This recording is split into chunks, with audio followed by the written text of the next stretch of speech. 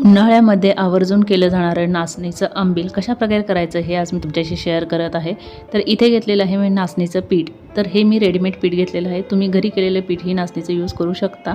तर त्यामध्ये घालायचं अंदाजे 2 मोठे चमचे मी पीठ घेतले. त्यामध्ये 2 चमचे इथे मी दही घातले. दह्याऐवजी तुम्ही ताकही यूज करू शकता.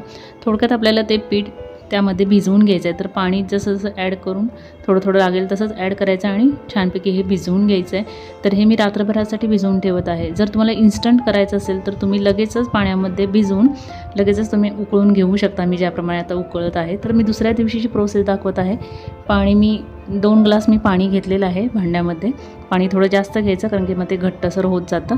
त्यामध्ये ठेचून घेतलेला भरपूर सारा लसूण घालायचा, चवीनुसार मीठ घालायचं आणि जे रात्रभरासाठी आपण भिजवून ठेवलेलं पीठ आहे ते अशा प्रकारे छानपैकी मिक्स करायचं आणि पीठ घातल्याच आपल्याला ते मिक्स करत जायचं आहे, नाहीतर गुठळ्या होतात.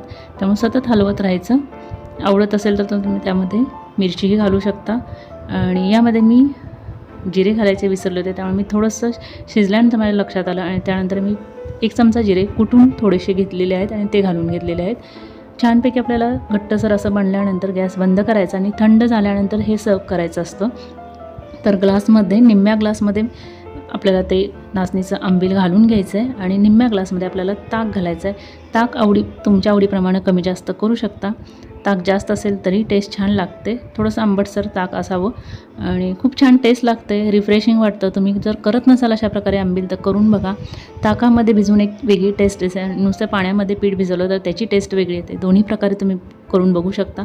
वरून कोथिंबीर घातली आणि हे आपलं नाचणीचं आंबील तयार झाले. नक्की ट्राय करा. आवडलं तर जास्तीत जास्त लाईक करा, शेअर करा. भेटूया अशाच एका नवीन रेसिपीसोबत. तोपर्यंत बाय बाय.